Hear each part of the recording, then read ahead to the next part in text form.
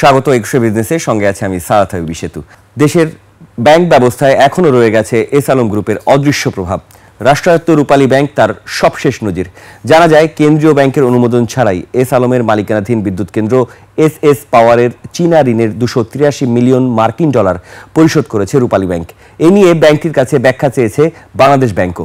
ঋণের কিস্তির ডলার গেছে পিপলস ব্যাংক অফ চায়নার সিঙ্গাপুর শাখায়, যেখানে অবস্থান করছেন ব্যাংক মাফিয়া এস আলম ও তার পরিবারের সদস্যরা। বিস্তারিত রিপোর্টে। বঙ্গোপসাগরের পাড় ঘেঁষে বাঁশখালী এলাকায় গড়ে তোলা এস পাওয়ার 1 লিমিটেড নামের এই বিদ্যুৎ কেন্দ্রটি এস আলম ও চীনের সেপকো 3-র যৌথ মালিকানাধীন। এটি চেয়ারম্যান ও এমডি এস আলম গ্রুপের সাইফুল আলম মাসুদ। ঋণের নামে বাংলাদেশের ব্যাংক খাত থেকে প্রায় 12 বিলিয়ন ডলার পাচারের অভিযোগ রয়েছে সিঙ্গাপুরে পালিয়ে থাকা এস আলমের বিরুদ্ধে। ঋণ জালিয়াতির ওই ঘটনায় এস আলমের বিরুদ্ধে মামলাও করেছে দুর্নীতি দমন কমিশন দুদক। এমন বাস্তবতায় বাংলাদেশ ব্যাংকের অনুমোদন ছাড়াই এস পাওয়ার 1 লিমিটেডের বিদেশি ঋণের 283 মিলিয়ন ডলার 2 কিস্তিতে পরিশোধ করেছে রাষ্ট্রায়ত্ত রূপালী ব্যাংক।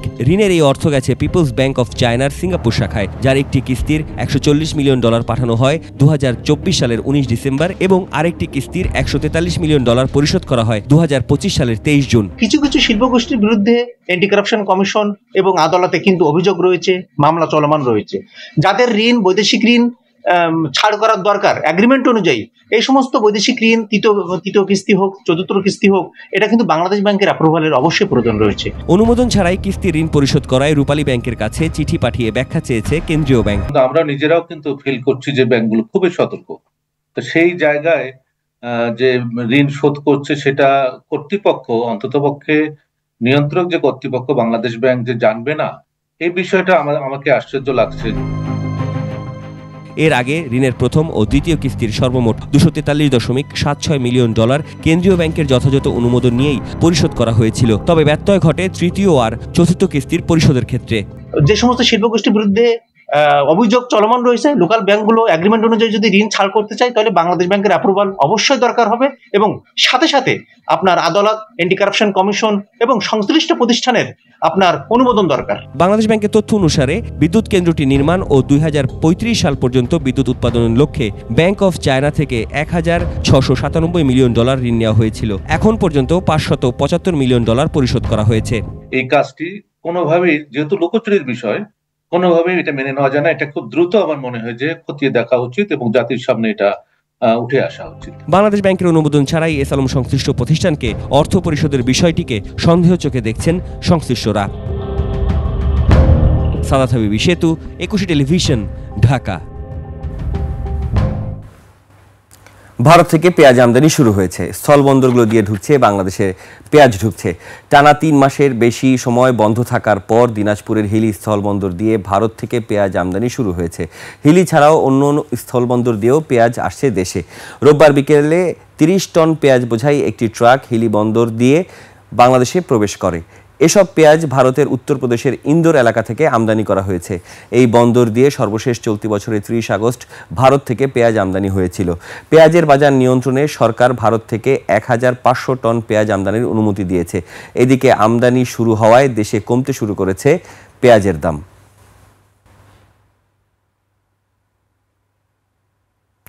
বৈশ্বিক বাজার পর্যালোচনা এবং ব্যবসায়ীদের চাপে শেষ পর্যন্ত ভোজ্য তেলের দাম বাড়ানোর অনুমোদন দিয়েছে সরকার।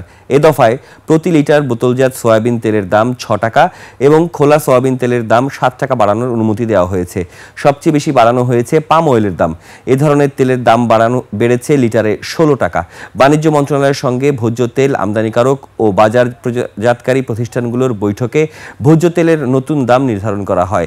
নতুন সিদ্ধান্ত অনুযায়ী প্রতি লিটার বোতলজাত সয়াবিন তেলের দাম 195 টাকা, খোলা সয়াবিনের দাম 176 টাকা আর পাম অয়েলের লিটার প্রতি 16 টাকা বাড়িয়ে নতুন দর নির্ধারণ করা হয়েছে 166 টাকায়। আজ থেকে নতুন দর কার্যকর হবে।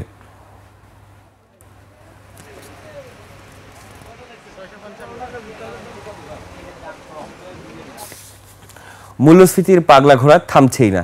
গেল নভেম্বরে কিছুটা বেড়েছে মূল্যস্ফীতি। নভেম্বর মাসে সার্বিক মূল্যস্ফীতি বেড়েছে 8.29%। অক্টোবর মাসে যা ছিল 8.17%। পয়েন্ট টু পয়েন্ট ভিত্তিতে গত নভেম্বর মাসে খাদ্যপণ্যের মূল্যস্ফীতি বেড়ে হয়েছে 7.36%। আগের মাসের অক্টোবরে যা ছিল 7.08%। গত মাসে খাদ্য বহির্ভূত পণ্যে মূল্যস্ফীতি সামান্য কমে হয়েছে 9.08%, যা অক্টোবরে ছিল 9.13%। গ্রাম ও শহর এলাকাতেই জিনিসপত্রের দাম বেড়েছে। নভেম্বরে পয়েন্ট টু পয়েন্ট ভিত্তিতে গ্রামে মূল্যস্ফীতি হয়েছে 8.26%। অক্টোবরে যা ছিল 8.16%। গত মাসে শহর এলাকায় মূল্যস্ফীতি হয়েছে 8.39%।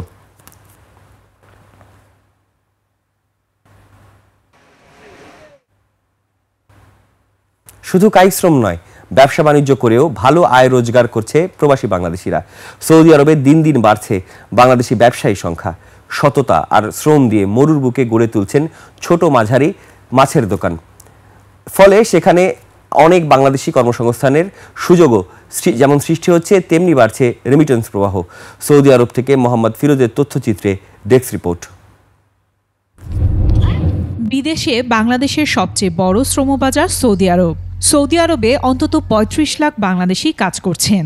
তাদের অনেকে সফল ব্যবসায়ী হিসেবে সুনামও কুড়িয়েছেন। তবে কয়েক বছর আগেও সৌদি আরবে নিজের নামে লাইসেন্স করে ব্যবসার সুযোগ পেতেন না ভিনদেশিরা। বাধ্য হয়ে স্থানীয়দের নামে তাদের ব্যবসা করতে হতো। ২০২১ সালে বিদেশি নাগরিকদের বিনিয়োগের পথ খুলে দেয় সৌদি সরকার। এরপর থেকে দেশটিতে বিভিন্ন খাতে বাড়তে থাকে বিদেশি বিনিয়োগকারীর সংখ্যা, যে তালিকায় জায়গা করে নেয় বাংলাদেশিরাও। তারই ধারাবাহিকতায় প্রবাসীদের সততা আর শ্রম দিয়ে মক্কায় গড়ে উঠেছে বাংলাদেশি ফিশ মার্কেট।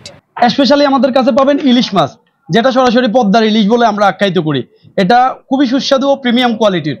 যদি এখান থেকে একটা মাছ আপনি খান, মনে করবেন এটা বাংলাদেশি খাচ্ছেন। বাংলাদেশি কাস্টমারদের জন্য অত্যন্ত চমৎকার একটা জায়গা। এক জায়গায় আমরা মাছ, মাংস, মুরগি, শুটকি সবকিছু পাচ্ছি। প্রবাসীর মাটিতে ইলিশ, রুই, কাতল সহ সামুদ্রিক মাছও মিলছে। দেশি মাছ পাওয়ায় খুশি মক্কায় বসবাসরত প্রবাসী বাংলাদেশিরা। আমরা আশা করছি এই বিষয়ে আমরা সামনে আমাদের বাংলাদেশ থেকে মাছ এবং যে খাদ্যপণ্য সহ আমরা ফার্মাসিউটিক্যালস আমরা এসএফডিএ অনুমোদন সহই সৌদি বাজারে রপ্তানি করতে পারবো। বাংলাদেশ থেকে মাছ আমদানি করে বৈদেশিক মুদ্রা অর্জন মূল লক্ষ্য বলে জানান ব্যবসায়ীরা। তবে তারা সৌদি আরবে মাছ রপ্তানিতে প্রতিবন্ধকতা দূর করতে সরকারের সহযোগিতা চান। Desk report, ২১ television. ডিসেম্বরের প্রথম ৬ দিনে রেমিটেন্স হল ৬৩,২০,০০,০০০ মার্কিন ডলার। এই হিসেবে প্রতিদিন গড়ে দেশে এসেছে $১০,৫৪,০০,০০০ রেমিটেন্স। বাংলাদেশ ব্যাংকের হালনাগদ প্রতিবেদন বলছে, এর মধ্যে রাষ্ট্রীয় মালিকানাধীন ব্যাংকগুলোর মধ্যে এসেছে $৮,৫৮,৮০,০০০, আর বিশেষায়িত ব্যাংকগুলোর মাধ্যমে $৮,১৭,০০,০০০, বেসরকারি ব্যাংকের মাধ্যমে $৪৬,৩০,১০,০০০, বিদেশি খাতের ব্যাংকগুলোর মাধ্যমে এসেছে $১৭,৯০,০০০ রেমিটেন্স। এর আগে গত নভেম্বরে চলতি অর্থবছরের সর্বোচ্চ $২৮,৯৫,২০,০০০ রেমিটেন্স দেশে আসে।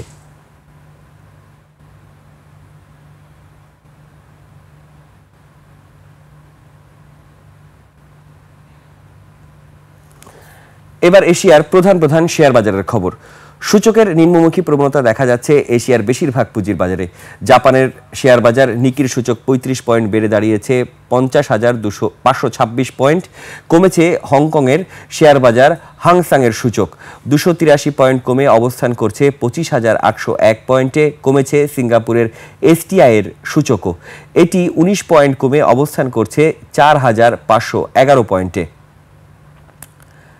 চীনের শেয়ার বাজার সাংহাই কম্পোজিট ইন্ডেক্সের অবস্থান করছে ৩,৯৩৩ পয়েন্টে, যা আগের দিনের চাইতে ৩০ পয়েন্ট বেশি।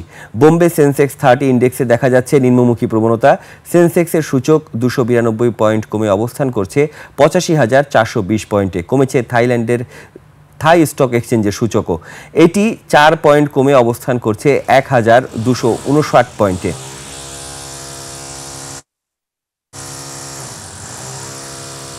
দর্শক, নিচ্ছে একটি ছোট্ট বিরতির পর দেশের ব্যবসা বাণিজ্য আর অর্থনৈতিক পরিস্থিতি নিয়ে আমরা কথা বলবো international business forum of Bangladesh IBFB-র সাবেক প্রেসিডেন্ট হুমায়ুন রশিদের সঙ্গে। ততক্ষণ সঙ্গেই থাকুন।